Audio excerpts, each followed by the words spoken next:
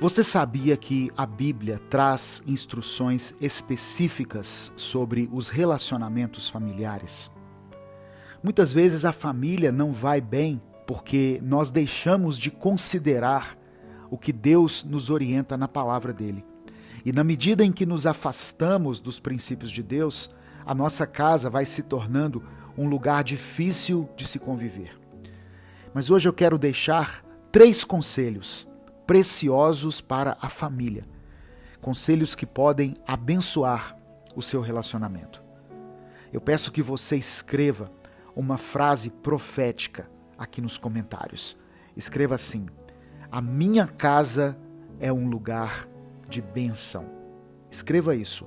A minha casa é um lugar de bênção. E depois coloque o seu pedido de oração. A paz do Senhor, meus irmãos. Quem fala aqui é o pastor Edivaldo Oliveira. Você está no canal Minuto com Deus. E eu louvo a Deus pela oportunidade de poder falar da palavra de Deus para você. Eu oro para que a palavra que eu vou ministrar aqui te abençoe e que o Espírito Santo testifique no seu coração aquilo que for necessário para que a sua casa experimente um tempo de avivamento em todas as áreas. Durante esse mês, nós estamos orando pela família e eu convido você a cumprir junto comigo essa jornada de oração. Nós cremos que Deus fala conosco através da palavra e quando paramos para refletir nela, nós somos ensinados sobre qual caminho devemos seguir e também somos fortalecidos em nosso espírito.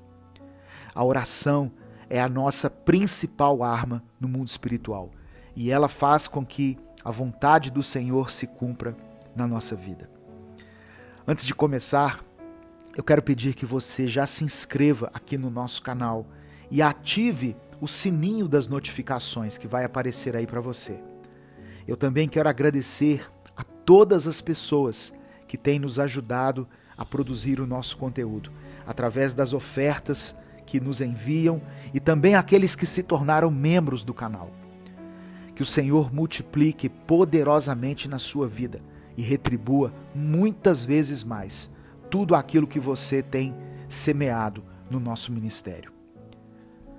O texto no qual eu quero me basear hoje, para a gente poder aprender de Deus, é a carta de Paulo aos Efésios. Eu vou ler primeiro o capítulo 5, do verso 21 ao verso 25. Diz assim: sujeitem-se uns aos outros, por temor a Cristo. Mulheres, sujeitem-se a seus maridos como ao Senhor. Pois o marido é o cabeça da mulher, como também Cristo é o cabeça da igreja, que é o seu corpo, do qual ele é o Salvador. Assim como a igreja está sujeita a Cristo, também as mulheres estejam em tudo sujeitas a seus maridos. Maridos, amem suas mulheres, assim como Cristo amou a igreja e entregou-se a si mesmo por ela. O primeiro conselho que eu quero dar aqui é direcionado às esposas. Está no verso 22 que eu li. Mulheres, sujeitem-se a seus maridos, como ao Senhor. Que a mulher se submeta ao seu marido. É o que a Bíblia está dizendo. Agora a gente tem que entender o seguinte: sujeitar-se não é servir de capacho para o marido. Não significa que a esposa deve ser como uma escrava do marido. Significa compreender e apoiar o marido, porque assim ela estará demonstrando seu apoio a Cristo. Quando Deus fez a mulher, Ele a fez com o intuito de ser uma ajudadora idônea, ou seja, preparada, apta para auxiliar. O verbo submeter era usado para designar a submissão hierárquica dos soldados aos seus superiores. Paulo também usa esse mesmo verbo para falar da submissão total da pessoa humana a Deus. Mas quando esse verbo no grego é usado no passivo, como o caso dos versos 21 e 22, por causa da fé e do amor, ele exprime uma submissão voluntária, semelhante à submissão de Jesus a Deus e à submissão dos cristãos entre si.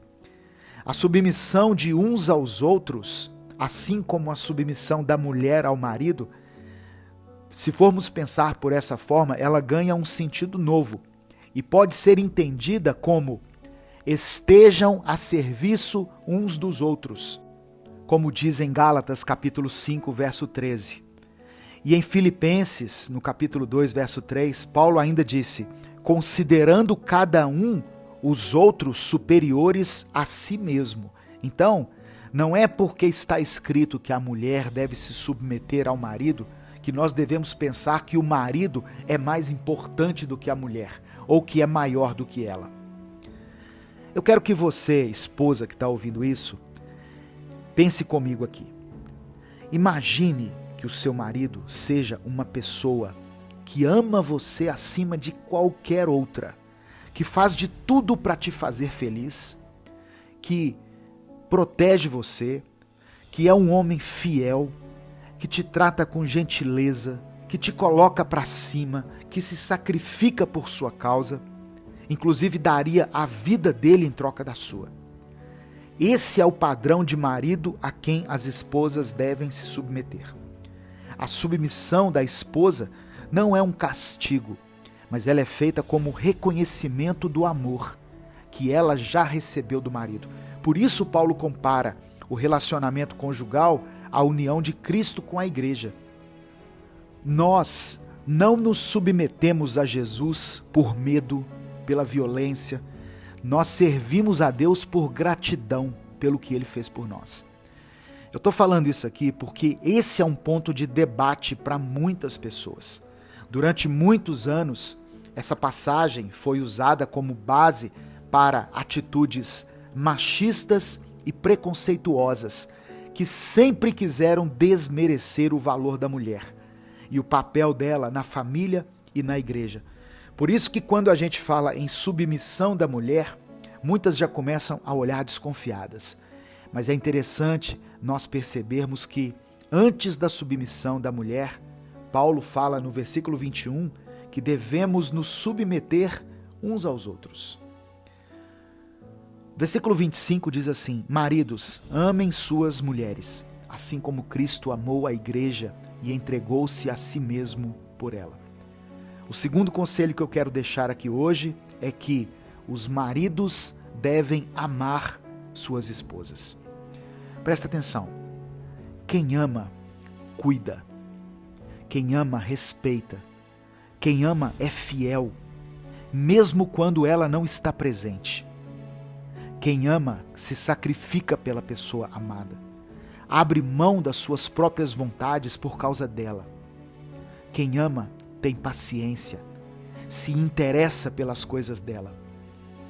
O marido que ama verdadeiramente procura conhecer os sonhos da sua esposa e faz de tudo para que eles se realizem.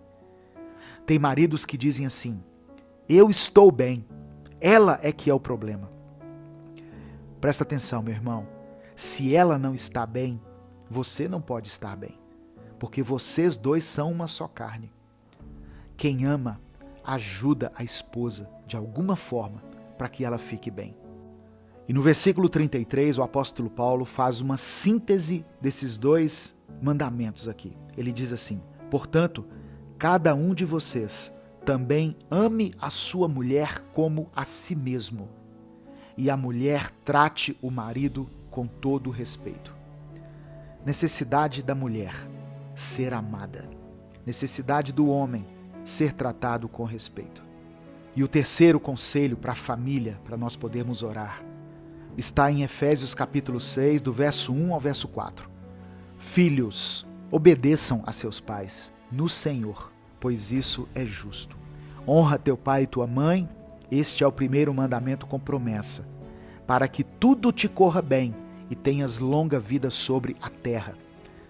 Pais, não irritem seus filhos, antes criem-nos segundo a instrução e o conselho do Senhor.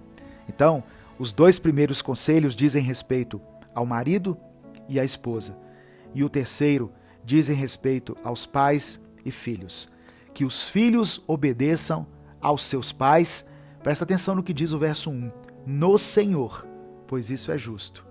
Então, aquilo que nós transmitimos aos nossos filhos, que está de acordo com a palavra, de acordo com os princípios de Deus, que esteja no Senhor, isso deve ser objeto de obediência dos nossos filhos. E aí eles vão honrar pai e mãe e ter as promessas decorrentes do cumprimento desse mandamento. Então, esses são os 3 conselhos que eu quero deixar para a família hoje, para a gente poder orar. Esposa, se submeta ao marido. Marido, ame a esposa. Filhos, obedeçam seus pais. Amém? Vamos falar com Deus nesse momento? Vamos orar? Você já escreveu a frase que eu falei aí no começo? Escreva aí pela fé. A minha casa é um lugar de bênção. A minha casa é um lugar de bênção. E depois você pode colocar o seu pedido de oração. Todas as pessoas têm pedidos específicos, você pode colocar. E nós vamos orar aqui. Deus amado e querido, somos gratos pela Tua palavra, pelos ensinamentos que recebemos e por esses conselhos preciosos, esses conselhos essenciais para que a família vá bem. Ó Deus, nós te pedimos perdão, porque muitas vezes nós pecamos como pais, como marido, como esposa ou como filhos e deixamos de observar a Tua palavra, seguindo os nossos próprios achismos e agindo de acordo com a nossa vontade, de acordo com as nossas paixões, cedendo lugar à nossa carne e impedindo que o Teu Espírito Santo nos transforme. Mas hoje, diante dessa palavra e dessas recomendações, nós queremos reconhecer que somos fracos, que somos falhos, que temos pecado contra a nossa família. Queremos ser pais de excelência. Queremos ser pais que criem os filhos debaixo da admoestação do Senhor, ensinando aquilo que o Senhor prega aqui na Tua palavra.